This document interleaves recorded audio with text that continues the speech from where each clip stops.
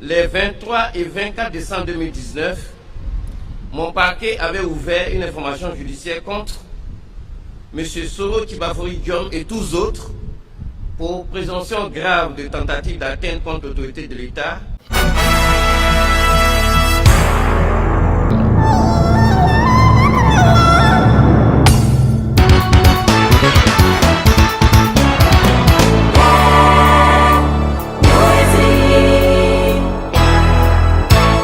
Eh oui, les amis, bonsoir. J'espère que ça va un peu chez vous. J'espère que le moral est haut. Ça va aller, non? Voilà, ça va aller. C'est que si on reste en prière, on reste unis, ensemble, on peut aller loin. Ensemble, beaucoup de choses pourront se passer, beaucoup de choses positives, les amis. Donc, vous comprenez, non, restons soudés, ça va aller. OK? Ça va aller. Bon, c'est que sûr, il faut que quand même on continue de vous passer les messages, même s'il y a des situations qui ne sont pas intéressantes en ce moment. Mais il faudrait qu'on soit tous au même niveau d'information, d'accord? Donc, l'attaque d'Ondotré, vous vous rappelez, on a parlé de ça ici. On avait fait notre affairage dessus, tout ça, où on avait rayé les permis de conduire des gens qui étaient, comme on appelle, des gens qui venaient du Libéria, tout. On a parlé de ça, n'est-ce pas?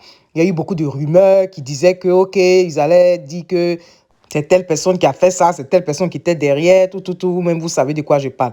OK, bon, c'est que sûr, aujourd'hui, nous sommes le 30 avril encore. Ce qui s'est passé, c'est que le procureur, le seul procureur qui nous reste, Adou Richard, oui, le procureur même qui, vraiment, au début, quand on le voyait, c'était parce qu'il donnait 20 ans aux gens. Maintenant, il a commencé à alléger un peu et c'est devenu un procureur vraiment pour le peuple. En tout cas, il est pour le peuple. Là, il dit qu'il y aura des surprises. Ouais, il a dit qu'il a libéré des gens et que, voilà, de façon discrète, il pourrait encore libérer d'autres personnes. De façon discrète, tant que le juge, voilà, arrive à donner son avis sur la situation, il pourrait libérer des gens sous condition, ou alors des gens, voilà, vous voyez, non. C'est qu'il est en train de faire le travail et il a parlé de réconciliation, tout. Donc, je pense que les choses vont commencer à aller un peu, voilà. C'est qu'il est on n'a qu'à essayer de faire doucement, chacun de notre côté, non. Ça va aller, Dieu est grand. Pour l'heure, il explique l'attaque, il donne un peu les détails parce qu'il y a eu des informations au début, non, voilà, des informations préliminaires, mais maintenant, ils donnent plus de détails, ils ont plus de détails d'après, il dit que ceux qui étaient derrière, tout ça, bon, bref, il a même cité des Camerounais dedans, des Camerounais qui, eux, ont dit qu'ils étaient là pour une séance de prière. Ils étaient là parce qu'il y a une prophétesse qui est en Côte d'Ivoire et ils étaient venus pour prier. Donc, s'ils se sont retrouvés dans la maison en question, là, ils n'ont rien à voir avec l'affaire. Mais en tout cas, le procureur Adou Richard dit tous ceux qui ont été attrapés là, ils seront mis devant la justice, non? Donc, si vous allez écouter ce qu'il a dit, mais pour vous donner un peu un aperçu de ce qu'il a dit, ils ont attrapé beaucoup de gens. Il y a beaucoup de gens qui se sont échappés. Il y a des gens qui ont eu à faire des témoignages. Il y a des gens qui étaient dans une maison. Il y a une dizaine de gens qui étaient dans une maison où il a cité même qu'il y a des Camerounais là-bas. Mais les Camerounais ont témoigné que eux, ils n'ont rien à voir. Ils ne savent même pas de quoi on parle. Eux, ils sont venus pour faire prière. Donc là, les Camerounais, vraiment, Yakou. Là, vos frères sont ici au... Seigneur. Bon, les amis, il n'y a pas à rentrer dans les émotions. Il faut que je vous donne l'information telle qu'elle est, sans mettre trop d'émotions dedans. Donc, voilà, je vous laisse écouter le procureur Adou Richard. Et puis, on va se parler juste à la fin. D'accord, les amis? À tout à l'heure. Je voudrais, à l'entame de mon propos, vous adresser mes sincères remerciements pour avoir répondu massivement, comme à l'accoutumée, à nos invitations à prendre part à nos conférences de presse. Celle de ce jour s'articulera autour de 3 points. 1. L'enquête relative à l'attaque de la base militaire de Ndotré. 2. L'état des procédures ouvertes suite aux événements liés à l'élection présidentielle d'octobre 2020. Et enfin, la procédure concernant l'atteinte contre l'autorité de l'État du 23 décembre 2019. 1. Relativement à l'enquête relative à l'attaque de la base militaire de Ndotré.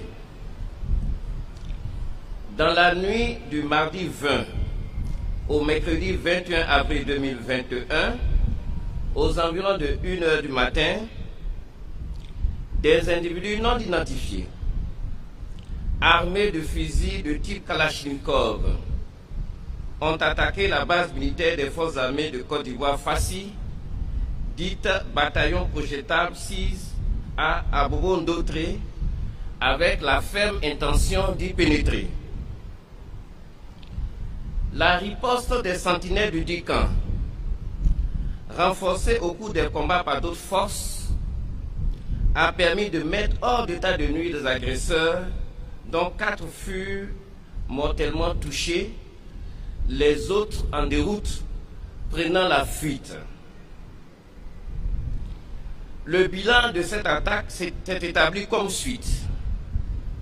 4 assaillants tués, dont 2 de nationalité libérienne, 1 de nationalité ivoirienne et un dernier non identifié pour faute de documents administratifs.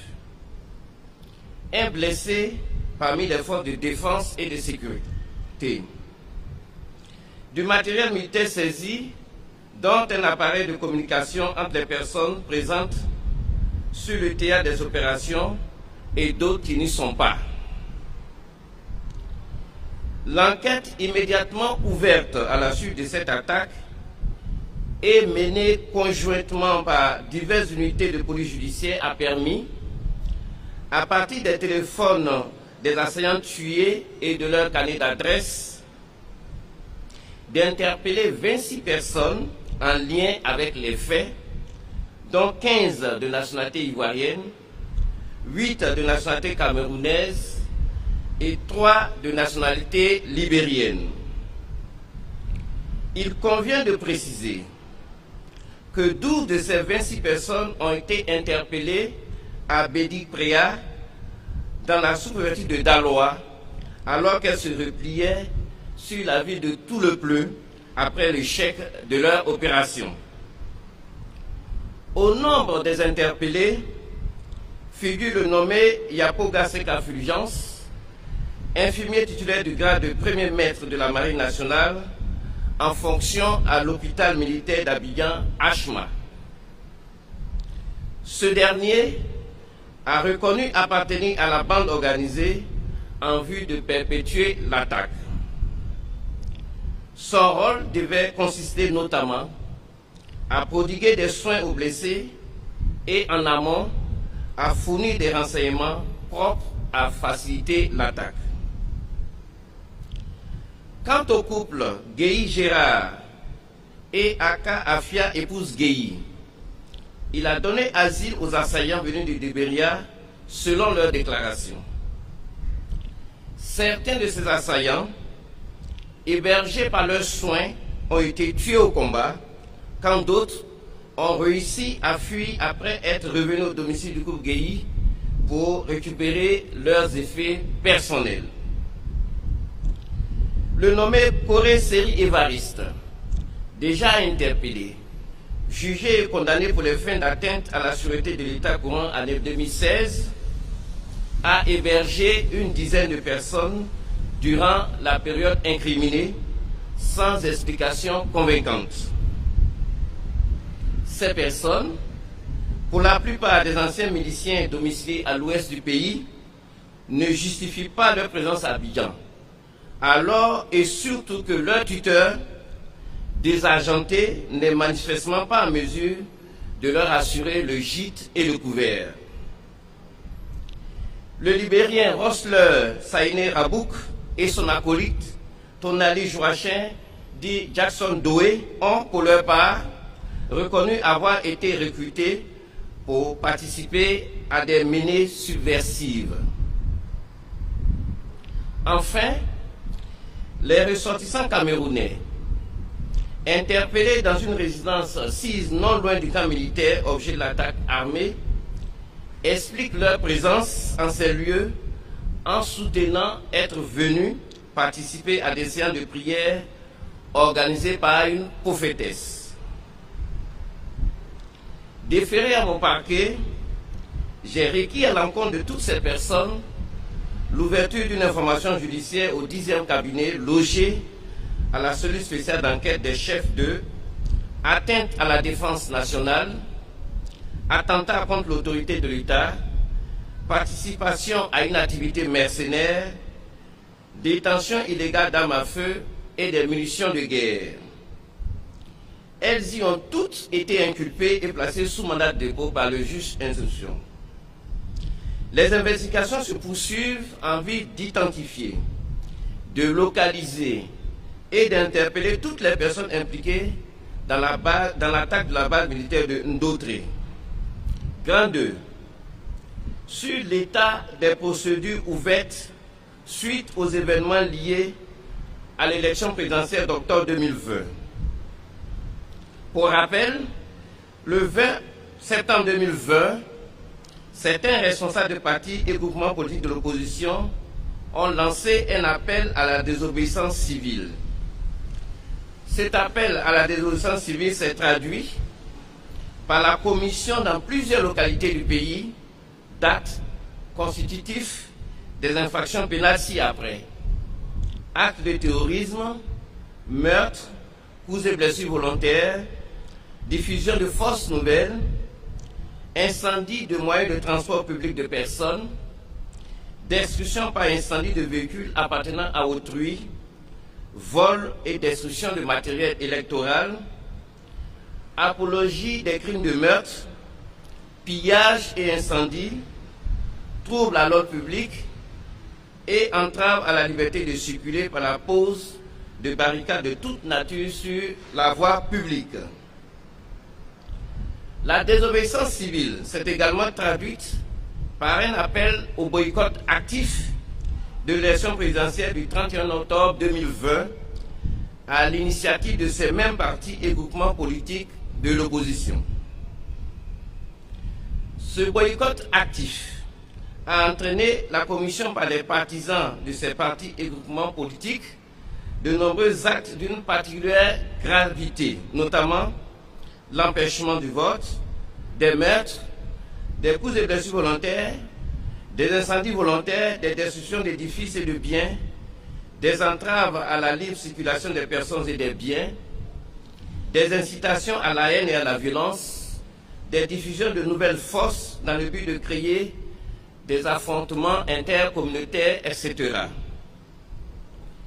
Les juges d'instruction, saisis dans le cadre de l'information ouverte à cet effet, ont ordonné les 28 et 29 avril 2021 la mise en liberté provisoire ou la mise sous contrôle judiciaire d'une centaine d'inculpés détenus. Il convient de préciser que bien avant ces libérations, plusieurs personnes avaient déjà bénéficié d'une libération provisoire ou avaient été placées sous contrôle judiciaire. À ce jour, 102 personnes pour lesquelles les investigations se poursuivent restent détenues. Ces personnes pourraient bénéficier d'une mise en liberté provisoire ou éventuellement être placées sous contrôle judiciaire à la discrétion des juges. 3. Sur le jugement de la procédure d'atteinte à l'autorité d'État du 23 décembre 2019. Pour rappel, les 23 et 24 décembre 2019, mon parquet avait ouvert une information judiciaire contre M. Soro Kibafori Guillaume et tous autres pour présomption grave de tentative d'atteinte contre l'autorité de l'État et l'intégrité du territoire national et de complot. Contre M. Lobognon, Anima, Alain Michel et 14 autres pour diffusion de nouvelles fausses tentant à jeter le discrédit sur les institutions et leur fonctionnement et ayant entraîné une atteinte au moral de la population et atteinte à l'autorité de l'État, et également les faits de trouble à l'ordre public. L'instruction judiciaire qui est achevée a abouti au renvoi de 8 personnes devant le tribunal correctionnel et de 20 autres devant le tribunal criminel. L'audience devant le tribunal correctionnel a déjà débuté depuis le 16 avril 2021 et l'audience devant le tribunal criminel est prévue pour être tenue le 19 mai 2021. Je vous remercie. Eh bien les amis, nous tirons à la fin de cette vidéo. Il y a une deuxième partie où il a répondu aux questions, voilà, et c'est là-bas même qu'il a parlé plus des prisonniers politiques, la suite, tout ça là, d'accord? Donc, je vais partager ça tout à l'heure. Donc, les amis, on se dit à tout à l'heure. Si tu es nouveau sur cette chaîne, vraiment bonne arrivée, merci d'être là. Et je dis vraiment merci beaucoup aux anciens et que Dieu continue de vous bénir. Les amis, on se dit à tout à l'heure. Bye bye les amis, bye.